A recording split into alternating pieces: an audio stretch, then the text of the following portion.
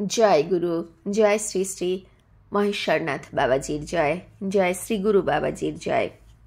হিমালয়বাসী গুরুর ছত্রছায়ায় এক যোগীর আত্মকথা আমরা শুনছি, শ্রী এর আত্মজীবনী। আজ আমরা শুনব দশম অধ্যায়, মস্তানের আশীর্বাদ।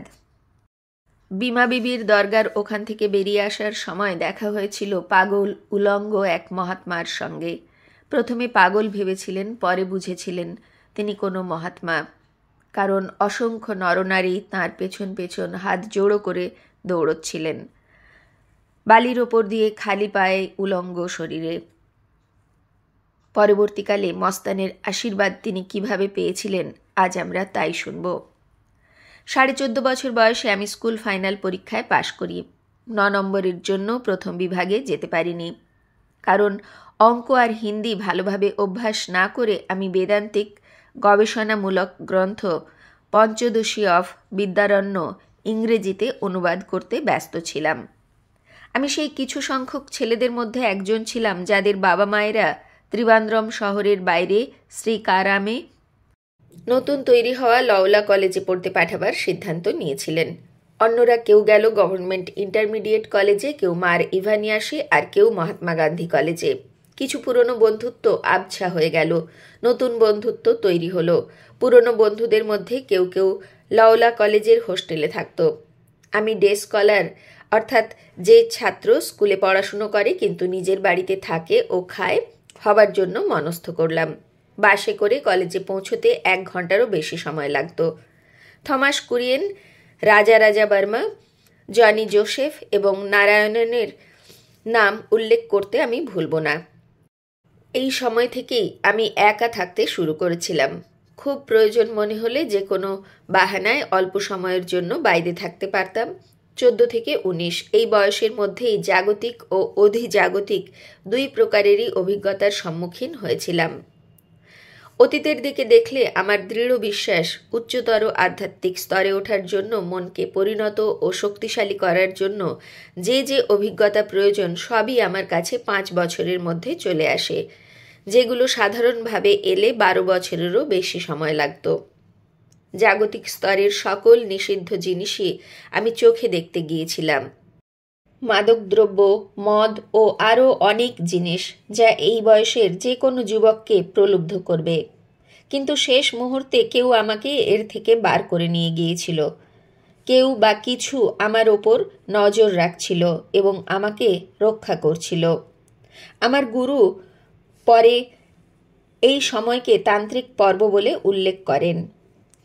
আমার সকল বন্ধু ও সহযোগী যাদের আমার সেই সময়ের সমস্ত অভিজ্ঞতায় যোগদান ছিল, তাদের আমি আজও আমার উপগুরু বা সহযোগী শিক্ষক বলে মনে করি এবং আন্তরিকভাবে ধন্যবাদ জানাই। তখন আমার বিন্দুমাত্র ধারণা ছিল না যে পরবর্তীকালে মদ্যপ, নেশাখোর, ক্যাসানোভা এবং বিভিন্ন বর্ণ ও বৈচিত্র্যের পথভ্রষ্টরা আমার কাছেই আসবে উদ্ধারের আশায়। সেই 5 বছরের অভিজ্ঞতা যদি না থাকত, তবে আমি কিছুতেই তাদের বুঝতে বা সাহায্য করতে পারতাম না। হয়তোবা তাদের ভয়ানক ও দুর্দশাগ্রস্ত জীবনযাত্রায় জড়িয়ে পড়তে প্রলুব্ধ হতাম। আধ্যাত্মিক ক্ষেত্রে কি হয়েছিল সেটা আমি একটু বিস্তৃতভাবে বলবো, কারণ এটা একটা আধ্যাত্মিক জীবন কাহিনী। প্রথমেই আমি কালারি মস্তানের সাথে আমার সাক্ষাৎকারের কথা বলবো। হয়তো মনে আছে, 5ম অধ্যায়ে আমি বলেছিলাম সমুদ্র তীরে সুফি পীরের সমাধিস্থলে কিভাবে এক উন্মাদ মানুষের সাথে দেখা হয়েছিল। তিনি আমার মুখের দিকে তাকিয়ে হেসে বলেছিলেন, এখন যাও বাছা, পরে এসো। এটাকে আমি তখন খুব একটা গুরুত্ব দিইনি, কিন্তু এখন আন্দাজ 6-7 বছর পরে আমি সেই একই মানুষের মুখোমুখি দাঁড়িয়ে। তার সাথে আমার এই দ্বিতীয় সাক্ষাৎকার। 16 বছর বয়সে যখন কলেজের প্রথম বছর শেষ হতে চলেছে, তখন আমি ন্যাশনাল ক্যাডেট কোর্স বা এনসিসিতে যোগ দিই এবং মহাত্মা গান্ধী কলেজ ক্যাম্পাসের প্রাঙ্গণে একটা আর্মি অ্যাটাচমেন্ট ক্যাম্পে নির্বাচিত হই। 3 দিন ক্যাম্পে যাবার পরই আমি জ্বর, মাথা ব্যথা ও গাঁটে ব্যথার জন্য ছুটির দরখাস্ত করি। ছুটি মঞ্জুর হয়ে যায় এবং আমি ক্যাম্পের বাইরে চলে আসি। অবাক হয়ে দেখি যে আমি একদম সুস্থ আছি। বাড়িতে সবাই ভেবেছিল আমি 1 সপ্তাহের মধ্যে ফিরে যাব। প্রচুর সময় ছিল। ঠিক করলাম একটু ঘুরে বেড়াবো। 2টো বাস পাল্টে বিকেলবেলায় আমি বিমাপল্লীর সমুদ্রকূলবর্তী স্মৃতিসৌধে চলে গেলাম। সমাধিসৌধে প্রবেশের ঠিক মুখে দাঁড়িয়ে দেখলাম যে সংগঠিত ধর্মের প্রভাব এই সমুদ্র তীরবর্তী ছোট্ট গ্রামেও পড়েছে। সমাধিসৌধের পাশে ছোট্ট মসজিদের জায়গায় দাঁড়িয়ে আছে সম্ভবত প্রবাসী লোকেদের সাহায্যে তৈরি একটা বিশাল রঙিন মসজিদ। এটা ছিল একটা শুক্রবার, তাই ভেতরে ভরপ্রাপ্তদের উত্তেজনা আঁচ করতে পেরে আর ভেতরে গেলাম না। আর্মি কায়দার হোল্ডল নিয়ে বালির ওপর দিয়ে হেঁটে রাস্তা পার হয়ে চায়ের দোকান খুঁজতে লাগলাম। মনে হচ্ছিল কড়া করে 1 কাপ চা লাগবে আমার। ঠিক সামনেই একটা চায়ের দোকান ছিল, নাম দরগা টি স্টল। এটা ছিল খড় পাতা দিয়ে ছাওয়া একটি জায়গা, সামনে একটা উঁচু ছোট বারান্দা।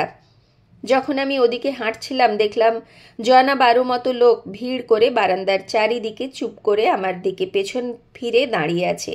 আমি সেই ভিড়ের মধ্যে গিয়ে দেখলাম তারা সবাই একটা নোংরা দেখতে রোগা উলঙ্গ মানুষের দিকে তাকিয়ে আছে। সে গুটিসুটি মেরে মাটিতে বসে আছে এবং নিজের মনেই হাসছে। তার পাকা চুল গরমকালের মতো ছোট করে কাটা, আর কালো মুখে ছোট করে কাটা সাদা দাড়ি। কিন্তু আকর্ষণীয় বড় বড় ও স্নেহশীল চোখগুলো তখন তির্যক দৃষ্টিতে আমার দিকেই দেখছিল। একটা দৃশ্য সাথে সাথে আমার মনে এসে গেল। বুঝতে পারলাম যে এ সেই একই লোক। তার ভবিষ্যৎবাণী মতো আমি সেখানে ফিরে গেছি। আমাকে বলা তার প্রথম কথাগুলি সেটাকেই সত্য প্রতিপন্ন করল। আমার চোখের দিকে তাকিয়ে তিনি বললেন, বন্দিতন, সন্না মাদিরি বন্দিতন, অর্থাৎ এসেছে, ঠিক যেমন বলেছিলাম এসেছে। বলেই অট্টহাসিতে ফেটে পড়লেন।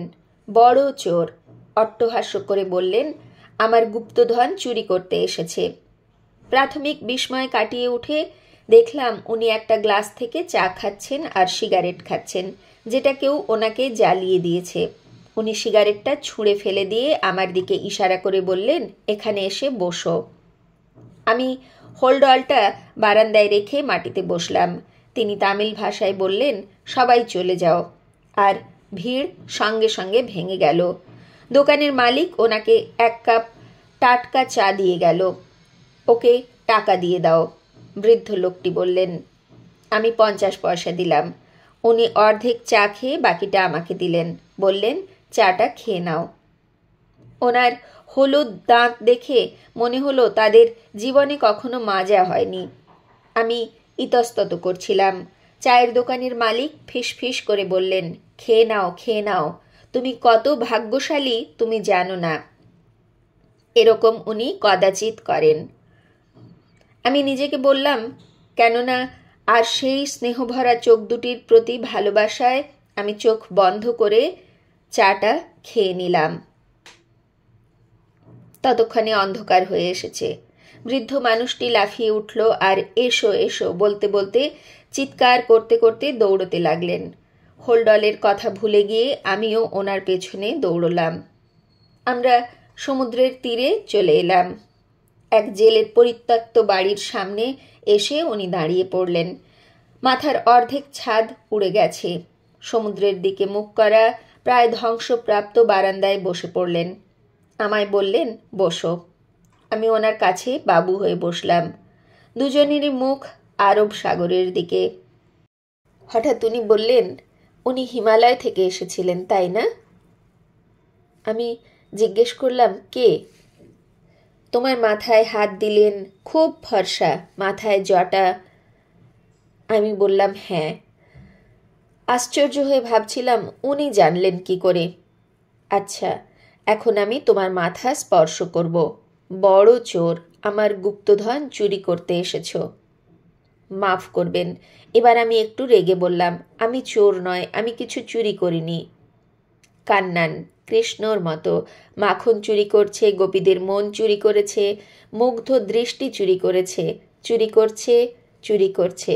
বড় চোর, তিনি বললেন। তাতে কি? আহা, আহা, বলে উনি আমার বুকে হাত দিলেন এবং তারপর কপালে ডান হাতের আঙুল দিয়ে স্পর্শ করলেন। প্রথমে একটা রূপলি আলো আমার হৃদয়কে ভরিয়ে দিল, তারপর মাথায় গিয়ে বিস্ফোরণ হলো। সেই আলো আমার কপাল আর বুকের মধ্যে ওঠানামা করতে লাগলো। এই আলোর অস্তিত্ব ছাড়া বাকি সব কিছু আমি ভুলে গেলাম। উন্মাদনার তরঙ্গ প্রথমে আমার হৃদয়কে ভরিয়ে দিল, তারপর সেখান থেকে সারা শরীরে ছড়িয়ে পড়ল।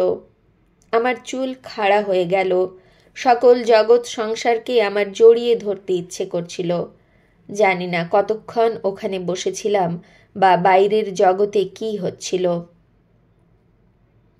যখন উন্মাদনার রেশ কিছুটা কমলো তখন চোখ খুলে দেখলাম সেই জেলের কুঁড়ে ঘরের মধ্যে বসে আছি। সেই বৃদ্ধ আমার কাছে বসে মাথায় এক বালতি জল ঢালছেন আর বলছেন, হয়েছে হয়েছে, এবার ফিরে এসো বাবা। মুখের বালি মুছে নিয়ে উঠে দাঁড়িয়ে বুঝতে পারলাম আমি উলঙ্গ। অপ্রস্তুত হয়ে জিজ্ঞাসা করলাম, আমার জামা কাপড় কোথায়? সব এখানে আছে, তুমি গিয়ে স্নান করে নাও, চায়ের দোকানের মালিক আমার পাশে দাঁড়িয়ে বললেন। উনি আমাকে একটা তোয়ালে দিলেন জড়িয়ে নেওয়ার জন্য আর ওনার বাড়িতে চান করার জন্য নিয়ে গেলেন।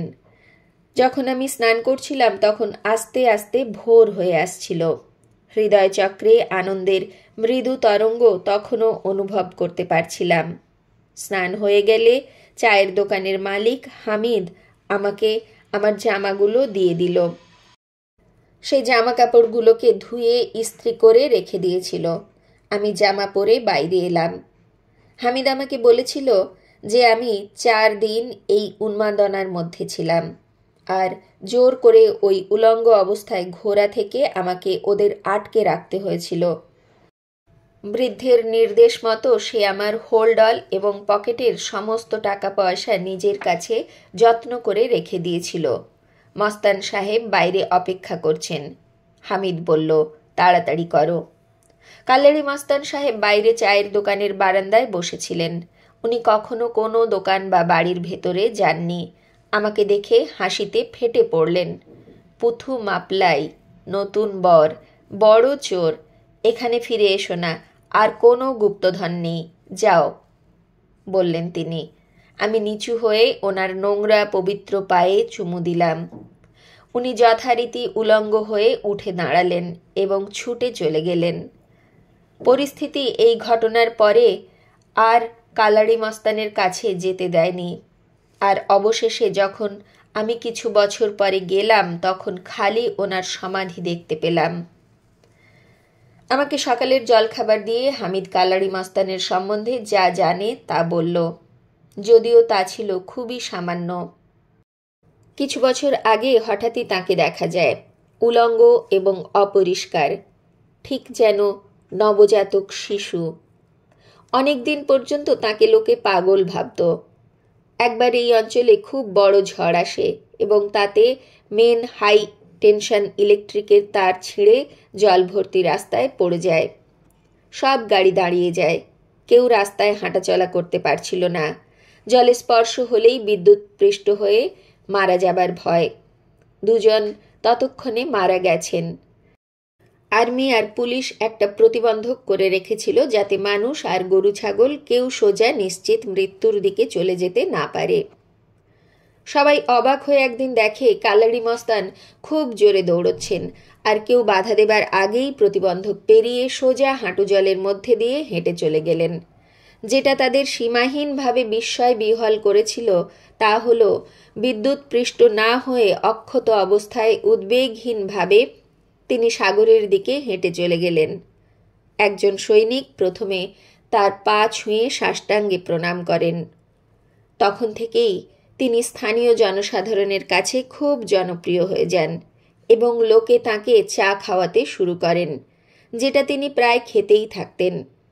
তিনি কদাচিৎ খেতেন, মাঝে মাঝে ধূমপান করতেন, আর তাকে জামাকাপড় পরানোর সমস্ত প্রচেষ্টাতে বাধা দিতেন। অতিরিক্ত গোঁড়া মুসলিমরা তার থেকে দূরে থাকতেন, কারণ উলঙ্গ হয়ে ঘোরা ইসলাম ধর্মের বিরুদ্ধ ছিল। যাদের সুফি মতবাদ সম্বন্ধে কিছুটা ধারণা ছিল তারা তাকে রাবিয়া এবং উলঙ্গ মনসুর আল হালাজের সাথে তুলনা করতেন এবং একজন সাধুর প্রাপ্য সমস্ত রকমের সম্মানে সম্মানিত করতেন। হিন্দু জেলেরা তাকে অবধূত মানতেন, একজন সাধু যিনি নিজেকে সকল জাগতিক রীতি ও আচারের বন্ধন থেকে মুক্ত করেছেন, তিনিই হলেন অবধূত। ওই ছোট গ্রামের বেশিরভাগ লোক বিশ্বাস করত যে ওনাকে খাওয়ানোর জন্যই তাদের জীবনে সৌভাগ্য এসেছে।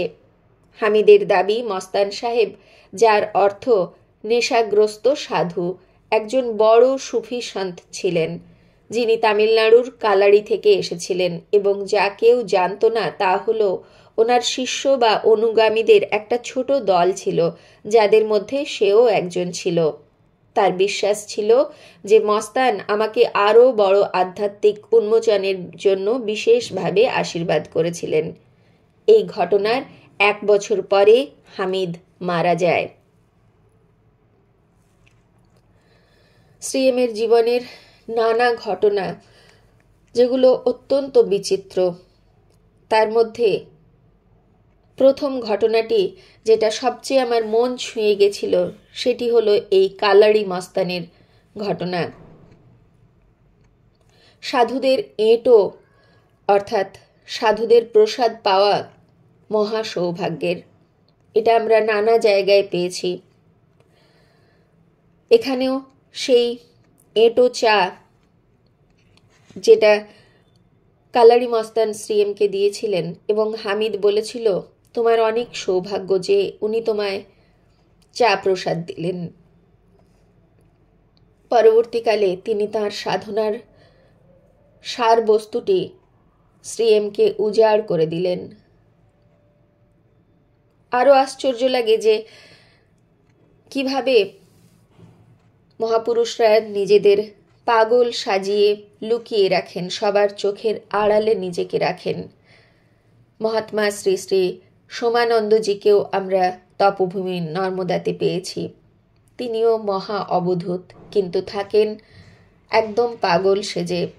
যাঁরা তাকে বোঝেন একমাত্র যখন তিনি চান তখনই তাঁরা তাকে বুঝতে পারেন। তাই সাধুদের চেনা বড় শক্ত। কখনো কারো ওপর কাউকে দেখে কোনো মন্তব্য আমরা যেন না করে ফেলি। সর্বদা যেন আমরা তাদেরকে ঈশ্বরের অর্থাৎ তাঁদের ভেতরে যে ঈশ্বর আছে সেই ঈশ্বরকে কাছে না গেলেও দূর থেকে যেন প্রণাম জানাই। সেই শিক্ষা যেন আমাদের ভেতরে, সেই সংস্কার যেন আমাদের ভেতরে প্রতিষ্ঠিত হয়। এটাই প্রার্থনা শ্রী গুরুদেবের শ্রীচরণে। আজ এই পর্যন্তই। জয় গুরু, জয় শ্রী শ্রী মহাবতার বাবাজির জয়, জয় শ্রী শ্রী মহেশ্বরনাথ বাবাজির জয়। গুরু কৃপাহি কেবলম। জয় গুরু।